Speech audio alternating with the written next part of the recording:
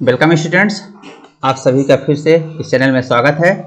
चलिए, प्रतिशत का एक इम्पोर्टेंट क्वेश्चन है। प्रतिशत हमेशा किसी भी कम्पिटिटिव एग्जाम के लिए प्रतिशत और अनुपात बहुत इंपॉर्टेंट टॉपिक होता है। मेरा इससे ढेर सारे वीडियो पड़े हैं और हर वीडियो कॉन्सेप्ट के साथ, जैसे किसी क्वेश्चन में कॉन्सेप्ट होता है, किसी टॉपिक का कॉन्सेप्ट होता है, वो कॉन्सेप्ट अच्छे समझाया गया और फिर कैसे इसको शॉर्ट में हल कर सकते हैं। मेरा हमेशा पढ़ाने का आदत क्या होता है कि मैं कोई एक क्वेश्चन लेता हूँ, वो क्वेश्चन बहाना होता है।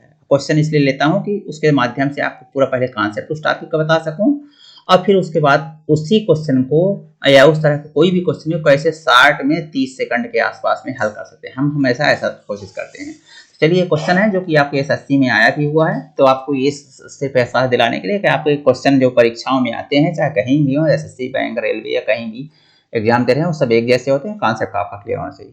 ए का वेतन बी के वेतन का 40%, ठीक है। ए बी का 40%, 40% समझता होगा कोई बच्चा, तो 2/5 होता है। 40% को देख लेना है, 40/100 ये 2/5 आएगा। तो आप यदि परीक्षा के लिए तैयारी कर रहे हैं तो इस तरह आपको लिखना पड़ेगा।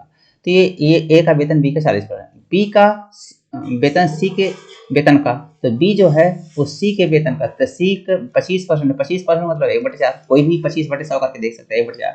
सी के वेतन का कितना प्रतिशत, ए के वेतन बराबर। अब जरा देखिए, बहुत सिंपल क्वेश्चन पूछा है, बहुत ही सिंपल है। ये कोई भी यदि कॉन्सेप्ट क्लियर होगा तो 20 सेकंड में इस क्वेश्चन को उड़ा देगा। तो पहले मैं अभी आपको कॉन्सेप्ट ले रहा हूँ, फिर बताता हूँ कैसे 20 सेकंड में आप उड़ा देंगे। देखिए, यहाँ पर यदि आप देखें तो ये बी की वैल्यू, क्योंकि आपको जो अब चाहिए वो ए और सी के बीच का रिलेशन चाहिए। ये देखिए, सी के वेतन और ए के वेतन में तुलना करना है, कुछ ना कुछ बताना है, मतलब उनके बीच रिलेशन चाहिए, ए और सी के।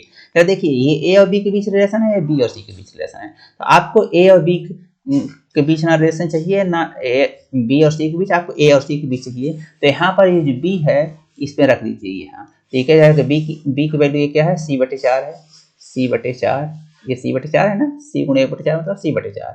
तो बी के स्थान पर आप c/4 रख सकते हैं। तो यहाँ रख दीजिए, यहाँ पर ये c/4, आइए 2/5 तो है ही, × 2/5। तो इस प्रकार a = क्या आ गया, आप देखिए, a इसके इक्वल आ गया, जो a इसके इक्वल था, इसके इक्वल हो गया, तो 2 दूना 4 यानी c/10। अब आपको क्या कह रहा है कि सी के वेतन का कितने प्रतिशत ए के वेतन के बराबर है। सी के वेतन का कितना प्रतिशत, सी के वेतन का कितना प्रतिशत। अब आप देखिए, सी के वेतन का यदि आप कहें तो ए और सी का अनुपात कितना है, आप सिंपल समझ सकते हैं, प्रतिशत लगा सकते हैं आप।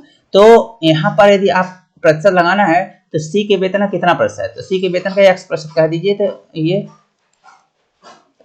10 गुणा कर दीजिए, तो ये 10।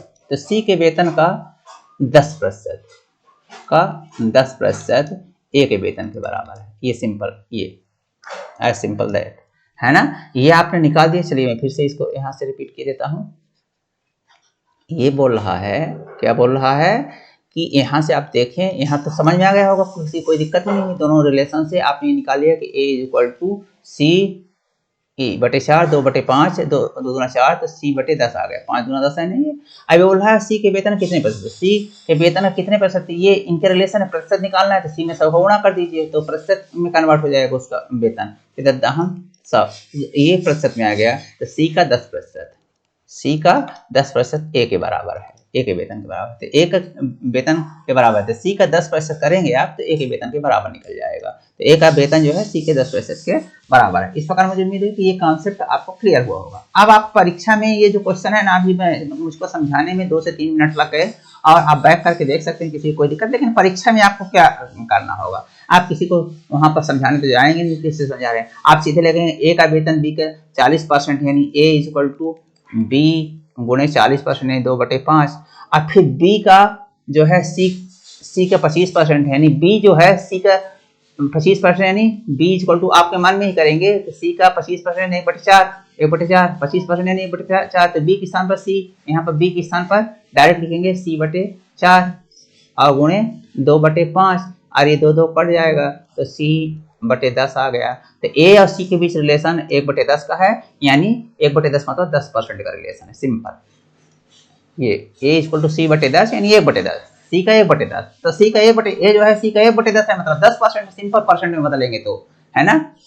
ये 1/10 यानी उसको परसेंट में मतलब 1/10 को 10% का मतलब ही होता है 1/10, 10% का मतलब होता है 1/10, हम सब बता चुके हैं। 25% का मतलब होता है 1/4, है ना, और 40% का मतलब होता है, सब जानते होंगे, ये 2/5। ये परसेंट को भिन्न के रूप में देखना जानिए। तो यदि कोई बच्चा ये समझ गया कि मैं फिर से बोल रहा हूँ कि ये 60 में ये कैसे 20 सेकंड में 30 सेकंड निकाल देंगे, उसका तरीका इधर है कि पहले ए बी का 40% है, यानी बी गुणे 2/5 होगा, और बी सी का 25% है, यानी बी C/4, 25% मतलब 1/4, तो C/4 है तो बी के सामने C/4 रख देंगे, और इस पास C/10 निकला है तो ए और सी के बीच रिलेशन निकल गया, वही है। और ए जो है सी का 1/10 है, 1/10 मतलब सी का 10%, सी का 1/10 यानी सी का 10% परसेंट में, सिंपल। तो ए जो है सी का 10%, बस। अब आप सोच लीजिए 20 सेकंड से अधिक ये क्वेश्चन, 20 से 30 सेकंड का क्वेश्चन नहीं है, तो मैंने कॉन्सेप्ट आपको बताया और आपको क्लियर हुआ है तो बहुत अच्छी बात है। आप समझिए इसी तरह के मैं कॉन्सेप्ट हमेशा देता हूँ, पहले कॉन्सेप्ट देता हूँ और फिर परीक्षा के लिए कैसे उसको जल्दी से कर सकते हैं वो देता हूँ, मैं हमेशा ही करता हूँ। तो यदि वीडियो आपको अच्छा लगा तो चैनल को सब्सक्राइब कर लीजिए यदि पहली बार है ना, दोस्तों में शेयर कर लीजिए और एक लाइक जरूर कर दीजिए। हम अगले वीडियो में मिलते हैं, तब तक के लिए बहुत बहुत धन्यवाद।